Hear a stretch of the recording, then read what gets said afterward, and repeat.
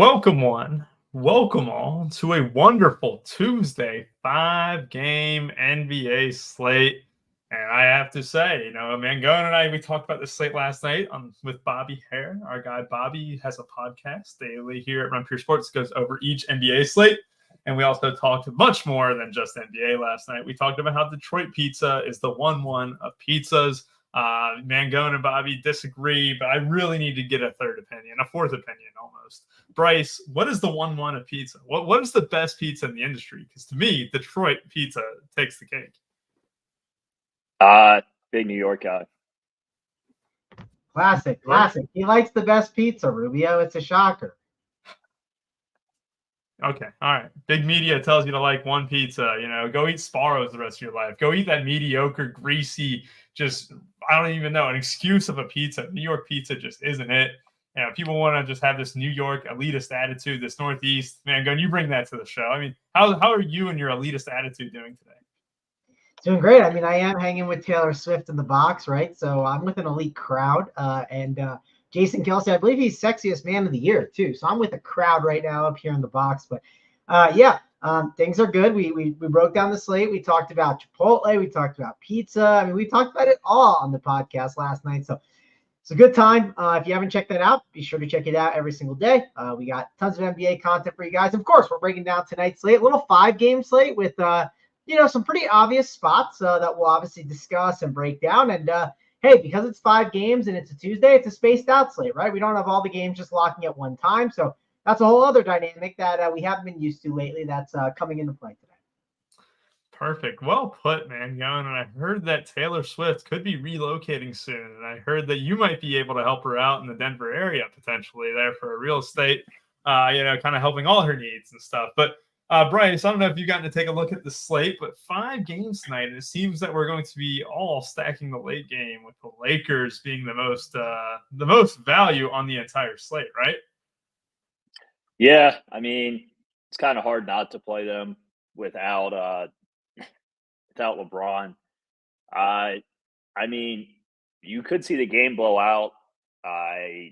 It's pretty much the only way these guys don't get there, just because the Hachimura and what's his face are so cheap. Vanderbilt are so cheap that it can be a fun showdown too. Showdown's 50 to first, 200K overall, and that's the featured showdown game as well. So there might be some more merit to leaving money on the table than there normally is. Yes, without a doubt, there could definitely be a lot of value in the NBA showdown tonight. And I just see all these comments, saying, "Oh, New York, clearly. New York is the only correct answer." Papa John's Pizza Donato's, Hungry Howie's. What the fuck is a Hungry Howie's? Little Caesars, though, takes the cake of that bunch there. We also got, best pizza franchise is absolutely Papa John's. That's a wild take. Chicago pizza, guys have been tricked all their lives. Yes, Mangone kind of putting that into the chat, just speaking it into existence. That lasagna ass looking pizza, right, Bryce? Yeah, my take on pizza is that Midwest people have no idea what they're talking about. Like, if you say Chicago style is the best, it's just the clearest tip off that you're an uncultured Midwesterner. See, That's why we back Detroit, because Detroit does it differently. Detroit has great deep dish style pizza. Go to your local Jets Pizza. Get that 4-corner pizza. You can get 8 slices. All of them are corner pieces. And you can have that delicious turbo crust. Stack that up with pepperoni. Stack it up with bacon. Stack that up. You get a deep dish pizza that is just absolutely delicious and to die for. Jets Pizza, Detroit's very own. Mangone, go ahead and go over this slate just a little bit here. I mean, this is one where we can fit the studs. We are not going to have an issue tonight getting Jokic and potentially Anthony Davis. What's your take on? What's your initial read after discussing it last night? Yeah, I mean, touting Jets Pizza is like touting Matisse Thybulle on this slate and saying Matisse Thybulle is like the cream of the crop on this slate. He's the number 1 value. Like, that's basically what Rubio just did. So my apologies, everyone. But it is it's a fun slate. I'm excited to break it down. The Lakers is the key, though, right? Lakers are going to be the big piece of news, and we already kind of have the news, right? LeBron is out, but we don't know exactly what the starting lineup is going to be. They are shorthanded, so that's going to be the big thing to kind of handle. Like, how many Lakers are too many Lakers? That's going to be a big talking point for sure. And again, it is the late game, right? So like, I don't know, if someone doesn't start that you're expecting, then having some pivots is going to be tough. So, but I think we'll have a pretty clear cut, thought process on where the Lakers are going with their starting lineup. I'm not too worried about that. Typically, teams like Memphis, we worry about that. They could randomly start a David Roddy, right? They could start John Conchar. There's tons of guys they could start. The Lakers, I'm not as much worried about that. So overall, I do think this is a really good slate. Should be a fun time, and excited to break it all down. We got a lot of pizza takes still flowing into the chat, but you're right. We'll be able to kind of predict what the Lakers are going to do. But the Torres pizza, thin crust tavern cut is the way to go. I imagine it's got to be better than Chicago's deep dish. I'm sorry, 150 is not for me. I don't know. I just don't think Chicago has a leg up on Detroit in football, or God, we can even in the NBA they definitely do. But we could talk about a Lotus sports where just Michigan is just dominating Illinois right now. But yes, let's go ahead and get into this slate here. We got 5 games to go. We are going to start off with the Denver Nuggets and Indiana Pacers. We get Jokic in a pace-up spot. One thing to note here, too, is that Tyrese Halliburton is going to be out for the next 3 games. That leads us to guys potentially like TJ McConnell being a little bit popular tonight, being one of the best values on the Indiana Pacers side of the ball. And also just on the Denver Nuggets, you get Jamal Murray, a little bit pricey, but he is still a good play, 8,400. Bryce, I'm going to kick it to you here in this first game. Obviously, if you guys want a complete game-by-game breakdown, we have the NBA playbook up on site. We also have a code New Year. It's going to be up for just a little bit longer. So if you guys want 15% off code New Year when you check out here at Run Pure Sports. But Bryce, go ahead and dive into this first game for me. Absolutely like TJ McConnell. Assuming that he starts, we'll know it's the early game. If he doesn't start, I think he's still playable at 5.5, but it's not someone I would really be looking to get into my lineups. Seems like pretty much the nut matchup for Jokic. As much as the Pacers run, I'd like it more if Halliburton was playing, as they would keep it closer, and Halliburton pushes the pace on this team just a ton. He makes the entire game a better environment. I think these Pacers secondary guys are going to be super low owned, like Turner, Siakam, even Buddy Hield. I think are pretty solid plays at their ownership right now. I don't love going to the Indiana bench guys quite as much. You get a lot of value in the Lakers game, and there's some really good value plays here. So it's kind of Jokic, Jamal Murray, and then the Pacer TJ McConnell are top tier plays in this game for me, and then everyone else a little below. Yeah, that makes a lot of sense here too. I mean, I will say this, watching the Nuggets a lot too, going into Indiana is not the easiest thing in the world. I don't think I have a concern about this one being close or not. I mean, the Nuggets really never blow anyone out. So this could be one of those spots where obviously what we saw Embiid do yesterday. I mean, I want to hear this take, Mangone. Embiid dropped 70. He dropped 105.5 fantasy points. What is Nikola Jokic's response to that? I mean, Jokic doesn't care about the response, right? Jokic is just out there playing bad. He's not out there, I saw what Embiid did, I'm going to do the same thing. But it's a beautiful matchup for someone like Jokic, right? Definitely worth considering as a spend. Now, as we did talk about on the podcast, listen, Anthony Davis, I think, is the number 1 stud on tonight's slate if you had to pick. But doesn't mean you can't play Jokic. Jokic is going to be a really good option as well.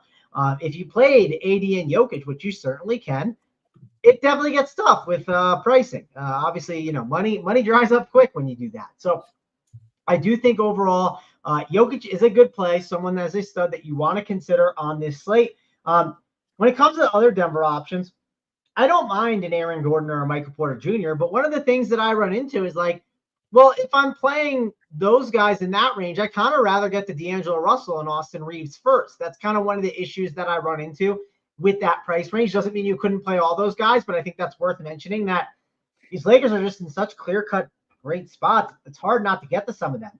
I think Jamal Murray, if you fell on him last guy in, I just think at 8,400 and in this matchup, he could do pretty well. I do think, obviously, that we have no Halliburton. That is big because obviously blowout could be a little bit easier. On top of that, just because Indiana has Halliburton out, doesn't mean this situation is more clear. Let's at least call that out. Obviously, Andrew Nembhard is still questionable. If Nembhard did sit, I do think it's clear that TJ McConnell would be a very great value play, right? Then you'd actually have TJ McConnell in the conversation with D'Angelo Russell and Austin Reeves as elite plays. That's a big piece of news that we are waiting on. It is the first game, so we will get that piece of news either on the show or a little bit after. Obviously, we'll be in the Discord chat. The Up to Lock show will take care of it. So yeah, I think the McConnell thing is big, and McConnell could be a great play. Buddy Hield and Benedict Mathurin, that's the thing I struggle with. I think they're good plays if Nembhard is out, but I don't think they're guys you have to jam in. Rick Carlisle is perfectly fine with just playing a bunch of these guys, right? He could easily bench one of them. So I think there's more risk to those options than maybe other people will realize, and maybe the projections will realize. Pascal Siakam at 7-8. I don't think he becomes just like stone lock or anything like that. Sure, there is no Halliburton, but this is a new team that he's on, and I mean, he hasn't looked great so far. So I'm hesitant to spend my salary on him when we have a bunch of great plays that we want to get to instead. And then the big man situation, like typically we would like Miles Turner or like a Jalen Smith, but I don't love them. I just think there's too many guys there where it's really just mainly TJ McConnell and maybe mixing and matching like the Buddy Hields and the Benedict Mathurins, but again, I'm going to be very cautious with those options, especially if those options are gaining ownership. Yeah, that makes a lot of sense too. And I just kind of want to point this out too. So TJ McConnell started last game.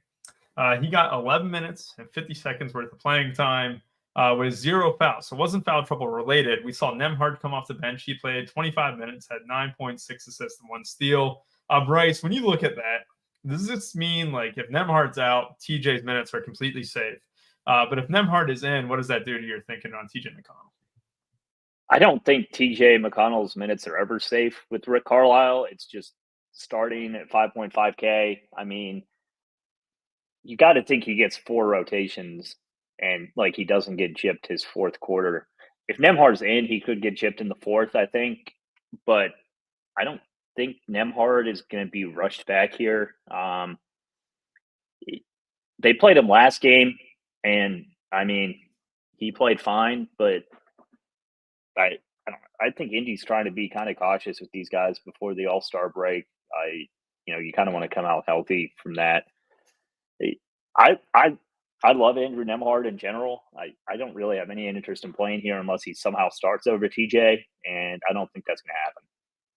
Yeah, that makes a lot of sense there. And just going into the chat here, Run for Sports on a live show chat, Beanair, one of our members, sent in this pizza. And I don't know what to make of this pizza. Is that cheese curds on a pizza with pepperoni? Is that garlic knots on top of the crust there? Mangone, give your take, because I'm pretty sure he's a New York guy all around. Is this what your New York King pizza is all about? No, so he's definitely got that thing decorated with toppings. Now, that looks like mozzarella sticks chopped up, which, it sounds tasty to me. Now, it's got the garlic knots on the outside. I haven't really had many pizzas with that, but of course I would eat that pizza, Rubio. I think it's good. It would be my go-to. Like if I had to say, Rubio, here's my New York style pizza that I want to present and try and win you over Jets pizza. No, it wouldn't be my go-to, but I would definitely eat that. It looks delicious in my opinion. Looks delicious. All right, that tells you all you need to know from a Northeast guy. All right, let's go ahead and move on to the next game there. That grease strip. There was so much grease on that pizza. There's a lot. My Detroit pizza would be very proud of that. Again, I don't think this is the pizza that you're putting on the pedestal for hey, this is the go-to. A big seller. What do you mean? He's not putting it on a pedestal. He's definitely putting it on a pedestal right now.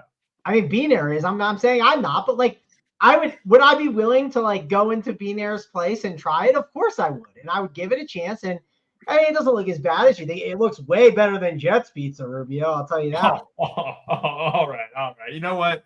Let's go away from Detroit pizza. Let's talk about 2 New York teams. All right, we get the New York Knicks and the Brooklyn Nets. We get a battle of the best pizzerias, according to Mangone. The best pizza places in the NBA, Brooklyn and New York. Here we are. We're going into Brooklyn for this one here. Isaiah Hartenstein is unlikely to play. What has been the word is that it's Jericho Sims who would start if Hartenstein is unable to go. On the Brooklyn Nets side of the ball, you don't have much injury concerns here. Mangone, I'm going to start with you here. Last night, we kind of theorized who would start. They're going to go with Sims. Probably Precious Achiuwa will get plenty of minutes off the bench. Do you think there's a chance that we see small ball Julius Randle at the 5 potentially tonight? Yes, I do. I think there's definitely a good chance. Like Jericho Sims is going to start, but doesn't mean he's going to finish, right? That's certainly one of the cases here. So I'm not dying to play Jericho Sims. I also believe he only has the center eligibility, which that could be a little tough. Yeah, he's only got the center eligibility. So, yeah, I'm not dying to play Jericho Sims. I'm also not dying to play Precious Achiuwa. I know there's like a chance that he steals some work. I think Precious Achiuwa is fine at 4.2K, but I'm not like going in and slamming him as a play and think he's just absolutely elite. I'm curious if Bryce has a different opinion. I think he's a good play. Don't get me wrong. But again, I'm not saying he's just like this slam dunk. I think there are routes where he can lose more minutes, and there's routes where he can gain a ton of minutes and just smash at the 4.2K price tag. So he's definitely in the conversation as a good play, just not elite for me. As we keep moving along, though, Julius Randle and Jalen Brunson, they're two really good plays in my opinion. Positions could kind of make a difference in that decision, but I think they're both really great options to spend up for. The mid-tier, when it comes to the Knicks, I talked about this yesterday on the podcast a little bit. I still kind of feel similar. Like, I don't want to slam in OG Anunoby, Dante DiVincenzo, and Josh Hart, or like even two of them. I don't think like it's the worst idea to have a rule of just one, just because I think they can eat into each other enough where I'm not excited about it. You could make a case that maybe you get away with two of them in MMA formats, especially if they go Julius Randle at the 5, but I'm not dying to do that. And then the Brooklyn Nets, they're a team that I think is a really easy stay away right now for the most part. I think at Mikal Bridges' price, I'm not excited to play him. I think he could get there, but I'm not excited for it. Cam Johnson, I don't think is a great play right now. Claxton at 6'8", I think there's just other ways I'd rather spend my center money. And then the one guy I don't think is the worst idea in MMA formats, but he's been really up and down. It's Spencer Dinwiddie at 5.6K. I know there's all this talk that he hates being there or whatever, but at 5.6, I just think it's too cheap of a price tag for the upside that he has. So I would consider investing in him a little bit. Yeah, that makes sense there. And we also had a shout out from a pizza place that I imagine could be near you. Mangone, how close are you to Garden City, Colorado? I don't think that's close. I don't know though. I'd have to look. I haven't looked it up. I'll type it in and see. But if it's, I don't think it's probably at least over an hour away from me. See, Mangone is the ultimate, like, if it's 15 minutes away, it's too far away. So I'll just go ahead and put that out there. He's afraid to drive. 15 is fine. If it's 30, that's an hour round trip, and I haven't eaten yet. Right? Now he calls it a round trip. See, Bryce, me and you, we're from the Midwest. We know how to drive. We know how to do well with ourselves. Hey, 30 minutes not far away. To Mangone, being from the Northeast, his bad pizza takes, and then he's afraid to drive more than 30 minutes at a time. It's scary to me. But I'm not afraid. But I guarantee Bryce is with me. He does not want to get in his car and drive 30 minutes there, 30 minutes back, like while NBA games are going on and shit. He just doesn't want to do that. Will he do that occasionally? Sure. But I'm just telling you, I think Bryce is on my side here. I need to hear this, Bryce. If it's good, if it's like the best pizza ever, yes. I mean, if it's 30 minutes away, I would just order it and make sure it's a reputable ordering service so it doesn't get cold on the way to your house, because otherwise you can't taste pizza properly. Yeah. If you have to wait 30 minutes to eat it. Like Bryce, I don't go to In-N-Out often. The reason why I don't go is it's 25 to 30 minutes away.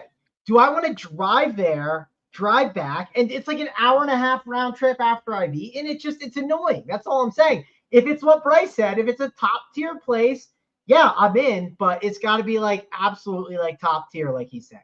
So is In-N-Out top tier for you? I mean, I love In-N-Out, but like no fast food is top tier. Just nothing is that top tier. It's the top tier fast food, but fast food doesn't make the top tier. I'm sorry. We got our beloved Holden coming into the chat in Garden City, Colorado. He has a hot take on Garden City, Colorado.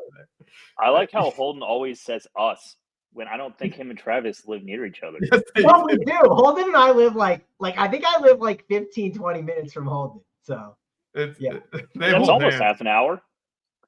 Yeah, I mean, Holden is closer to me than In and Out, I would say. I think that is just a scary proposition.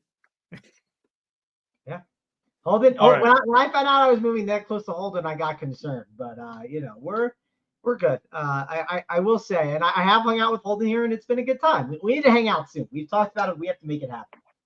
Yes, make it happen. Bryce, speaking of making it happen, are you going to be able to stack this game up at all, or is this kind of a game where you're going to be looking at more one-offs from here and kind of just moving on to the next game?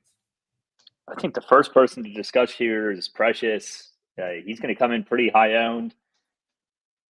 I think the thing about Precious is he's really good per minute, which is why he pops. The second part about that is it's kind of hard to trust Tibbs, guys off the bench. I think there's definitely routes to fail. He's not like an all-in cheap play for me, especially when we're going to have all this Lakers value. So I'm likely going to be, I haven't really decided yet, but probably between 30 and 50% Precious. It's probably going to be somewhere around the field. It's not like a jam. It's not like a jam play for me today. I think you could see some Randall minutes here. Also makes me like Nick Claxton some. Centers against the Knicks have not been like great matchups, but you got to think without Hartenstein in there, that improves a bit. I think Spencer Dinwiddie's one of the better plays today, actually. 5.6K is too cheap for him. This has to be the cheapest he's been all season. I didn't look to see, but I mean, he can easily get there at 5.6K. I think he's going to be somewhat popular just because of that tag.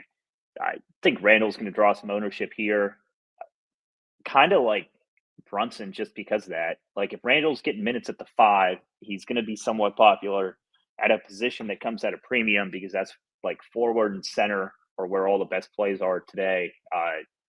Give an under-owned Brunson here just because, he's super expensive, can easily pop off against Brooklyn. So that's kind of my favorite like leverage type of play in this game.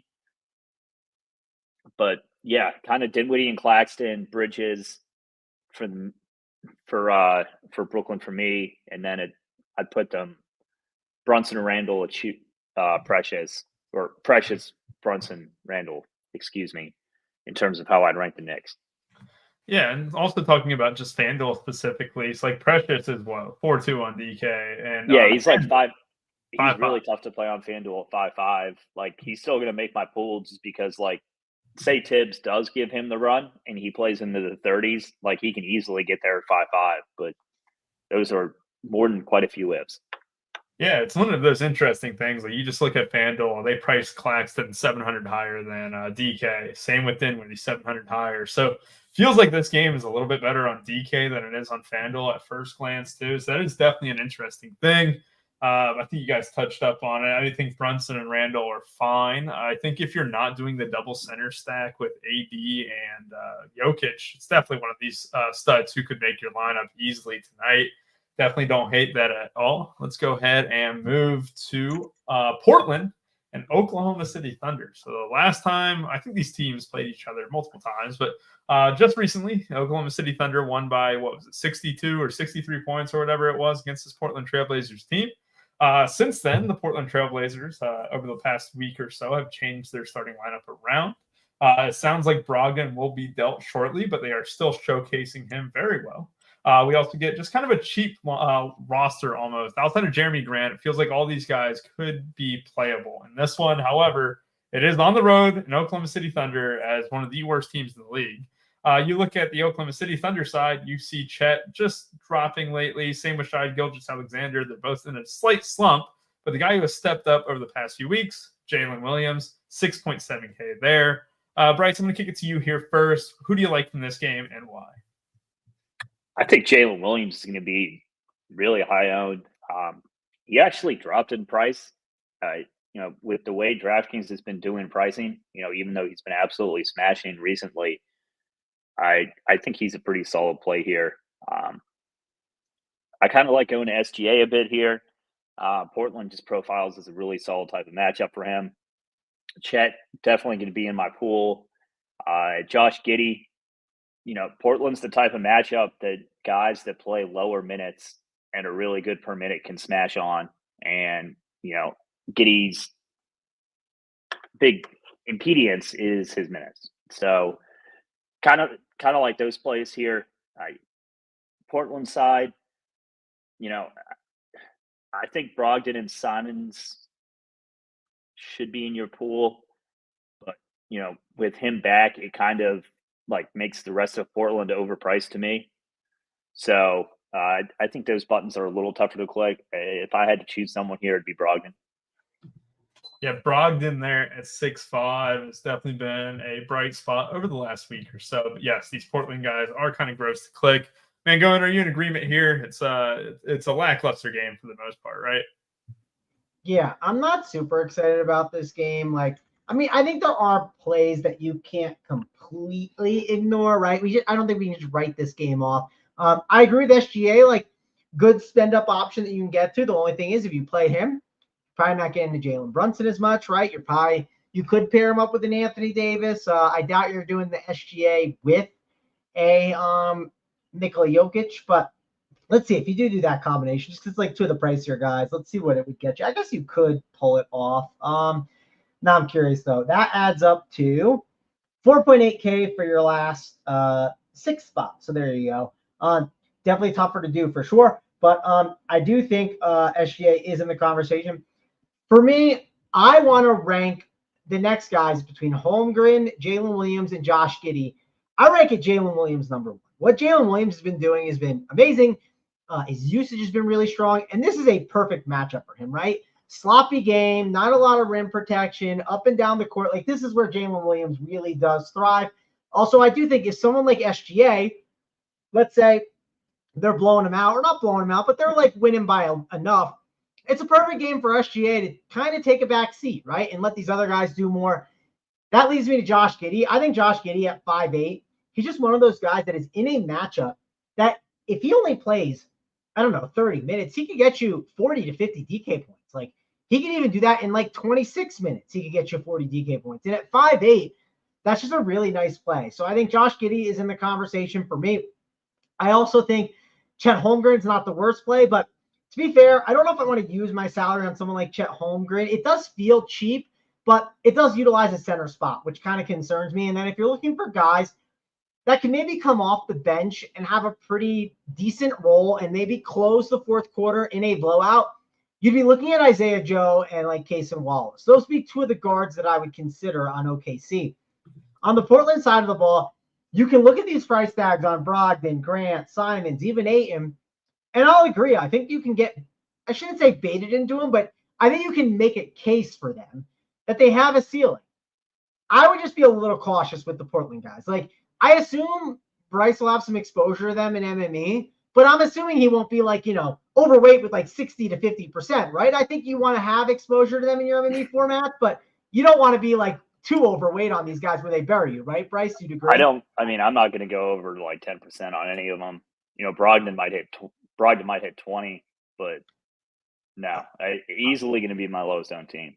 Agreed. I wanted to make that point though, because you talked about him, and I think you brought up a great point that they're in play. It's not they're not in play, but I think you have to be cautious with how much of them you play, right? I wouldn't be slamming these guys. I think it could absolutely bury you for sure. These are the types of guys that you can get super different on, yes. Where you grab them at 3 or 5% and they just nut. But guys like that, even if I want to be overweight on them, that doesn't mean 50% normally. I definitely tell you guys that would be an all-in type of play to me. If I say him to be over on someone, it's maybe I'll play him 10 to 15% instead of 3 to 5. It's not it's not like I'm slamming these guys in at 50%. I think the only ones that you're going to do that with today are the Lakers.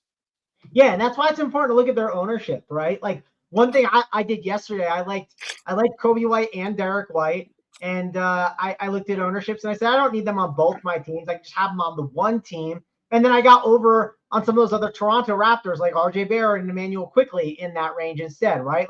I look at ownership, and if it's a guy that's going to be 10%, I don't need to play 90% or something insane, right? I can definitely make it, I only need 20% to be double the field, which is already great. So I think it's an important point. And I think allocation is important. I mean, part of the DFS space too is surviving, right? Hitting that deposit button isn't a fun time. So we want to make sure we're, at least hanging around week to week. So that way, when we hit those big hits, it means something. We also have Javon Town in the chat. He said that Grant Williams was going to outscore Jason Tatum last night. It was actually a lot closer than you think, considering what Tatum just absolutely went off. So still lost by 38, but hey, it was close. It was close. It was definitely something. DC does not have to give a free membership. Maybe next time, Javon, you'll have to see. But he tried, and hey, DC was offering up a free membership if that happened, and it did not happen. I mean, Grant Williams, only got 2, 3, and 2 on the stat line. He was talking about real points, too. It was fantasy points, that is for sure. So fantasy points, you were still about 60 points behind. But, hey, it's all good. Both had the same chance of hitting it, most likely. You were banking on a Jason Tatum first quarter injury. That is for sure. That's exactly what he was banking on. Like the classic Tatum rolled ankle or something, that's what he needed. Yes, indeed. But yeah, I think you guys hit the hammer on the nail here. There isn't a ton to like about this game. Even on FanDuel, like Josh Giddey, I saw a comment, Giddey on FanDuel too. It's just he has 700 more on FanDuel than DK too, where he's not really popping a ton. It's one of those uneasy games because we know what the Oklahoma City Thunder can do. Last time these two teams played, it was a 62-point beatdown. Funny enough, too, I mean, this is something that when the Thunder beat them that bad, it wasn't Isaiah Joe who got any garbage time. It wasn't Micic who got any garbage time. They legit brought the 15th through 11th guys in off the bench, and they just kind of they played ball for that fourth quarter. So it does make you a little uneasy on the Thunder side. But, yeah, I don't think I have anything else to add. Let's move on to a sneaky game tonight. 5 games, it's tough for a game to be really sneaky, but you wouldn't expect the Jazz and Pelicans to be one of the more popular games on the slate, but that is the case tonight. No one is looking like they're going to be over 30% owned, and the top 2 guys in ownership projected by Sabre here are a little bit surprising to me. It's Colin Sexton and Zion Williamson.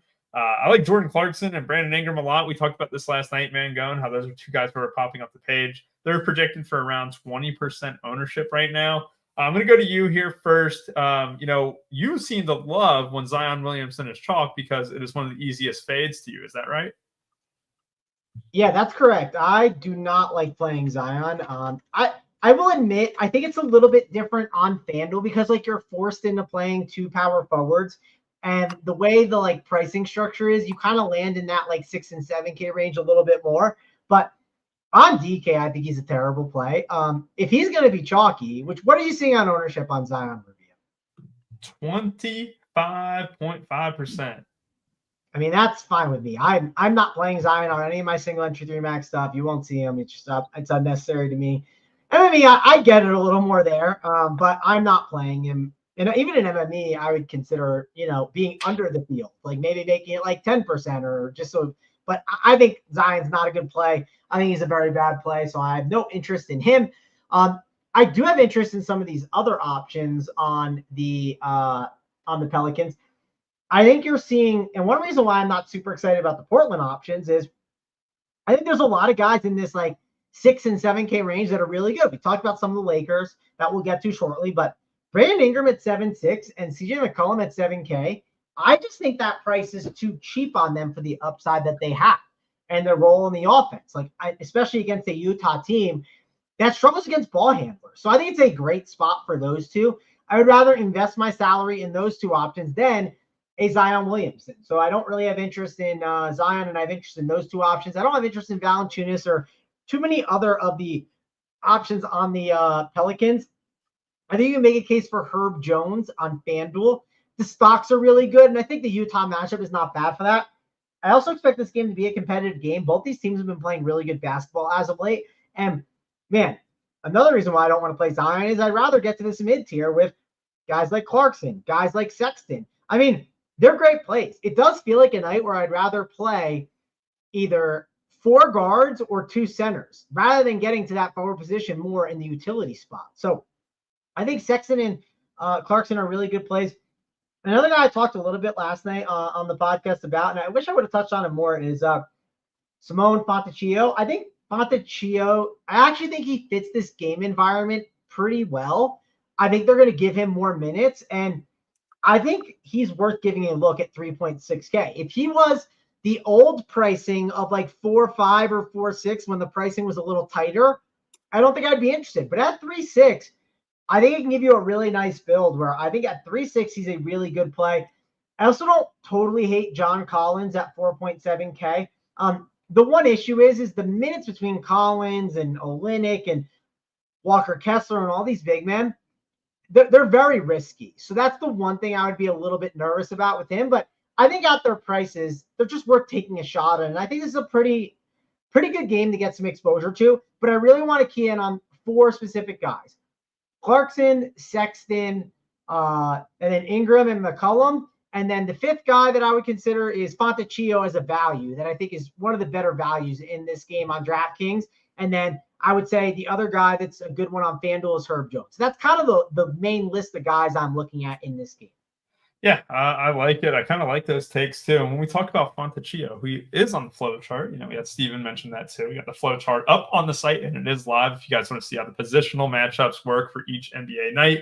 Fontecchio is an interesting one, Bryce, because he's projecting for around 17% ownership right now, but he directly competes against these Laker value pieces, right?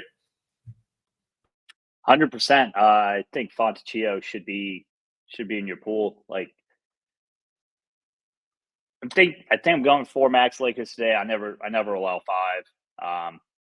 But I think there might be like, I don't know, 5 times all year where I'll allow 5. I'll do that if it's going to be like a 7-man rotation type of stuff. But yeah, I'll allow 4 Lakers instead of 3 and probably still get around 20% Fontecchio. I think he's about as good as like the Lakers secondary type of pieces. So like I'd equate him to like a Jared Vanderbilt, where I would put like Rui Hachimura a tier above him in terms of like how I would like rank and own like the value. I think, I don't know, say you want to play 50% Rui Hachimura, I think it's pretty fair to play between 20 and 25% of these guys. And on a slate with Jokic and Anthony Davis without LeBron, I think you do really want to kind of dip down into these cheaper plays today, especially when they're as strong as they are. So, yeah, the 3K guys are extremely solid on this on the slate. I don't think he's like the best play. I don't think he's the worst play. Obviously, I'll probably be between 20 and 25% on him. I think Colin Sexton's kind of interesting here. He's projecting super high owned, and I'm simply never going to play him at, 30 to 40% ownership. I think it's pretty easy to get under on Colin Sexton today.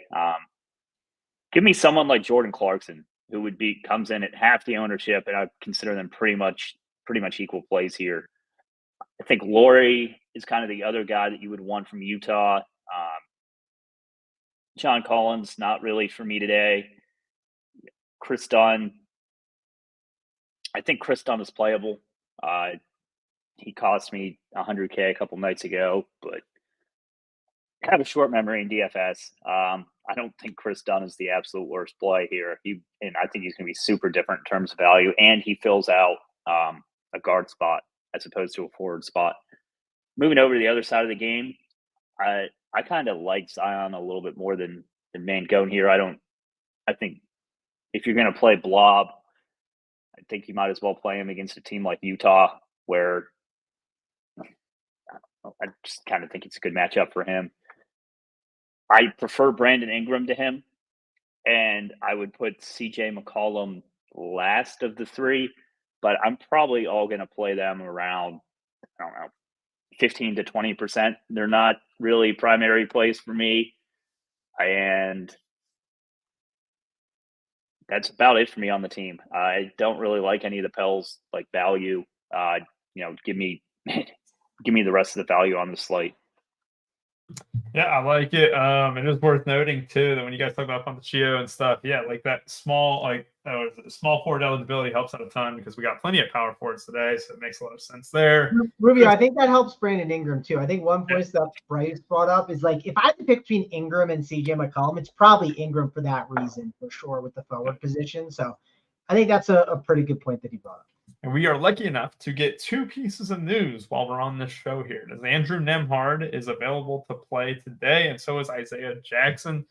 We talked about T.J. McConnell and the impact that Nembhard being in could have on him. It's one of those things where regardless of rotation, you still can't really trust it, but this is a good spot for him. And if we get word that he is starting, he is still a good play. We'll just kind of sum that up. If you guys want more information on that, we have an Up to Lock show here that'll start at around 6:05, 6:10. So be sure to tune into that.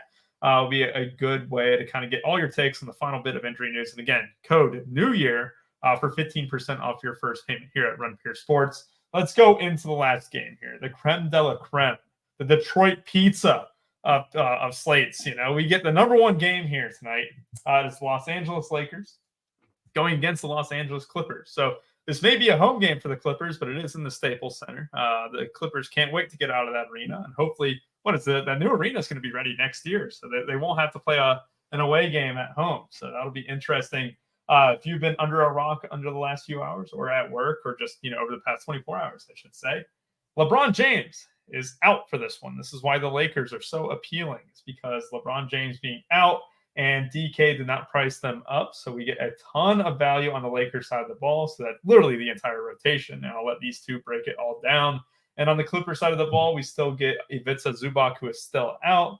And it should be Mason Plumlee getting the start there at center. So that'll be an interesting rotation. They also went small last game too. Bryce, I'm going to kick it to you here first. Tell me about the Lakers and Clippers tonight.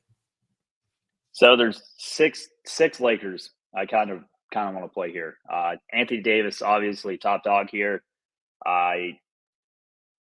If I had to choose between him and Jokic, I would consider going Jokic for the ownership, but I'm going to have both these guys very high owned today. I think it's a pretty obvious stars and scrubs type of build, even in tournaments. I would try and anchor my teams with at least one of these guys. After them or after him, you get Russell and Reeves. I think they're not direct minutes beneficiaries of LeBron being out, but LeBron goes from being the primary ball handler to giving these guys primary ball handling duty. So I think it's kind of hard for these guys to be considered bad plays. Unless they get blown out, I got to think one of them gets there, and then you get into the value. Number one for me is Ree. I think they need a little bit more scoring, and he provides more scoring than any of the other options they have at forward. After him, I prefer Taurean Prince to Christian Wood simply because he has center forward eligibility instead of center only eligibility. So, yeah, those are kind of the six Lakers that I have in my pool, and I'm trying to be overweight on him as much as I can. I did mention that I made a rule of max 4 Lakers, so I wouldn't put out any teams that have 5 Lakers. They're just kind of expensive to all get there. Because if you're playing 5, you just literally need the entire team to nut. And we just end up being a straight game stack because you need someone from the Clippers too. The Clippers are a little more appealing to me on FanDuel and DraftKings. I think Mason Plumlee is a guy that goes really underlooked here on the other side of the game because, you got Zubac out. Plumlee can absolutely get there in, 24 minutes or however many he's going to play tonight. So I think Plumlee is a really strong play, actually. I think the Clippers' big three might go a little over-owned here simply because people try and force runbacks.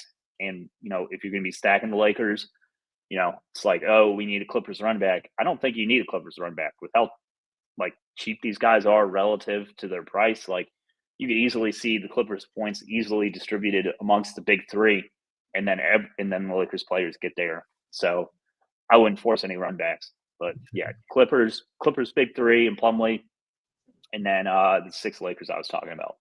So, Bryce, my new favorite thing is to chase the dragon on when Ty Lue is going to go small. Last week, I thought they'd go small. That definitely did not happen. Mason Plumlee played a ton of minutes, and Russell Westbrook did not. But last game, what did we see against Nicholas Claxton? Definitely not Anthony Davis. Let's put this out there. But Russell Westbrook played 31 minutes, and both the centers for the Clippers played a combined 32 minutes. So they went small for about 16 minutes last game. Do you think there's a possibility that they go small in this one, Bryce? I know this is kind of a showdown question too, because last week Russell Westbrook was still in the winner. I don't know how he was in the winner, but he was in the solo winner for 50K. He's going to be a guy who goes under the radar. And we can talk a little bit more about showdown on this, just because I think it's an important piece. Like, if you predict that the Clippers go small tonight, Russell Westbrook would be one of the best plays, right? Absolutely. I think it's a little harder to go small against Anthony Davis. Like, even when Anthony Davis is playing all his minutes at the 5, I mean, I don't know. I just think Ty Lue puts in unless they're down and they're trying to make up ground, and I don't really think they're going to get down early in this game. Without LeBron, I don't really see the Lakers like running him out of the gym or anything. I think if they get down, then Westbrook could be in as kind of like a catch-up small ball type of lineup. But, if you have a lead and you're trying to defend Anthony Davis, I think they stay big. So it's interesting you say that, because Mangone said the same shit to me last week and I ignored him because fuck Mangone, right? But it was funny. Last game, what did they do? They were down by 12 at half. They ended up outscoring the Nets by 41-15 in the fourth quarter, and that was off the back of going small. It does create some interesting scripts that you can do. I mean, there is a possibility too where this could be a little bit too aggressive. I like to trust the Sims a little bit more so than I used to. But you could separate Russell Westbrook from Tyson, Mason Plumlee. It's really aggressive, not really something. But if you're playing like 3 or 4 lineups, that'd be something that I would do. I would make a script where, Russell Westbrook could play a ton in the second half or something like that. But I do think you're right. It would take them going down. I value your opinion, Bryce. You're very good at that. Last week when they stayed up, they did not go small. But when they do go down, they tend to do that. Bryce, thanks for pointing that out. Mangone, let's go ahead and get your take on Lakers Clippers. Yeah, Bryce, just a note, Rubio doesn't value your opinion. He's just saying he thinks my opinion's trash. That's what he was doing. He was actually doing a backhanded compliment to me. That's what he was doing there. I see what you're doing, Rubio. But, hey, I was right, though, right? Russell Westbrook, when they're trailing, they're going to go those lineups, right? It's just simple. But yeah, broken clock is right twice a day. Yep. It's hard to predict, though. That's the problem. And I think on this slate, one of the issues is if you're considering a Russell Westbrook, guard is too deep to do that, in my opinion. I just don't think it's a good spot to get different with. If I was going to get different, maybe it'd be with the Paul Georges or the Hardens, but I guess Harden's a guard. It'd probably be Paul George or Kawhi. But I do agree with Bryce. Like, I don't need to do a run back, and I do think, I've noticed they're popping a little more than I think they should. So I'm not as excited about these Clippers options. We'll see as I look a little deeper when I get off the show, but I am not super excited about it. One thing I do want to note before I dive deeper into this game, Jason said, ran the Sims for the first time, and I'm getting 5 to 6 Lakers. Jason, so one thing you can do, which I think is worth looking at, if you do not want to play 5 or 6 Lakers, which is fine. Obviously, the Sims are going to like them because they're all projected pretty well, right? You can X out the 5 and 6 mans and only have 4 mans and 3 mans and look at those teams, right? Like, for instance, one thing in League of Legends, it does for me every single night is it gives me 4 2s. And honestly, 4 2s don't really have a chance at winning right now on these 2-game slates, and it's been brutal. And I just X the 4 2s. It gives me 4 2s every single time, and I just play the 4 3s. I think 4 2s can win on bigger slates than the 2-gamers, but the 2-gamers, it's a lot harder for those to win. So I just think it's worth, if you don't like the 5 or 6 mans, run it. Like, you could easily run your teams with the 5 and 6 mans, make a clone build, and then go and look at the only 4 and 3 mans and see what those are. So that's just a little tip for you in Saber that I think is really important. But anyways, these Lakers are great plays, right? Anthony Davis, D'Angelo Russell, Austin Reeves, 3 great plays. Then we got to dive into the values. How do we handle the value plays? And I think trying to balance all of that out is a really important thing today. Is it Christian Wood? Is it Rui Hachimura, Taurean Prince? For me, I think Rui and Prince are definitely the next best plays, followed by probably Christian Wood. I don't see Cam Reddish popping a ton. He's one I want to look deeper at because I think he's one of those guys that could be a contrarian one that maybe I want to see if I'll get a little bit of. But I feel really good about loading up on AD, Reeves, and Russell. I just think they're all really great plays. I don't feel as comfortable with the values. I think there are okay values, but I don't think you need to be playing like 3 of them, and I think that's perfectly fine. So, Who's he? Oh, he's giving JT wants to give a tip to Kylie. I assume that's Jason Kelsey's wife in my suite. So JT, I mean, I could try and see if I can get you into the suite soon enough. But yeah, overall, you gotta like these Lakers. The Clippers are, again, not my favorite. I don't love the big men. I think if I play any of them, it's really looking at Paul George or Kawhi. But I don't think you love a lot of Clippers today. All right. Yeah, that's nice. Nice, short and sweet there. You're talking about the last game of the day, the best game of the day, and you didn't even spend 5 minutes. All right. Not worried. Heard they swing. Oh, great. All right. Well, JT, the GOAT. JT, I don't know if he got the toot his own horn yet, but he won 18,000 a few nights ago in NBA. I think he got 6th in the 555 is what it was, but he won 18K just a few nights ago. It was off the bag. I can't remember who it was, but could it have been when Booker was going off? Was that when he had him? No, I don't think it was that. I can look real quick. Actually, JT sent me a picture of it, so I can find it for him. He played Derek White, DeJounte Murray, Jeremy Grant, who is only 16% owned, Jeremy Sokan, Washington, Brogdon, Okongwu, and LeBron James at 4%. That was the night. It was the San Antonio Spurs and Charlotte Hornets night, which, if you remember, Rubio, those guys were being slammed onto every single team, right? Like, you were getting 4 or 5 of them. And when JT got third place for 15,000, he only had Jeremy Sokan and PJ Washington from that game. So, and the point he brought up in the chat, which is an interesting one, which we should discuss, he said, let's fade AD. Well, on this slate, I think you could argue Reeves and Russell at their prices might be better plays than AD, because AD has to do a ton at that price. And this game could blow out, and Russell and Reeves, I still think could get there. But the point I'm getting to is AD has to do a lot at his price, right? The guy is 10.2K. And if he gets you 55 DK points, sure, I'm happy with that. But is that going to break the slate and guarantee be on the winner? No, it's not. So point being is, I think Reeves and Russell are way better plays because of their price tags. And also keep in mind, like I said, I've been saying on all these shows, Wiley and Bobby have been on that committee, and they talked about how DK is aggressively bumping down a lot of these more mid-range guys. And I think we want to take advantage of that right now. Like Kobe White yesterday at 7.2K, he had like a 60-point DK game, right? And I think Russell and Reeves have the ability to have slate-breaking games more than AD does at their price tags. Yeah, I'm with you. Bryce, you got anything to say about that before we give our plays of the day? And also, I haven't begged for likes, but hit that like button for us. We're almost at 100, and I didn't even ask. So, yeah, just we'll get the plays of the day regardless. Yeah, I mean, you saw it last night. Like, Embiid can go out and get you 100 and kind of make, like, the other, like top players relevant. Like, Giannis's 80 was relevant last night. Say, I don't know, Anthony Davis goes out and gets you, like, 70. Like, you're still not dead to Jokic teams, or, like, SGA can do that. You know, these guys can go out and get you 80 any night. So, yeah, definitely more uncomfortable fading like the cheap guys than the studs, and that's always the case. I'm always like more condensed at the bottom and like more rotated at the top.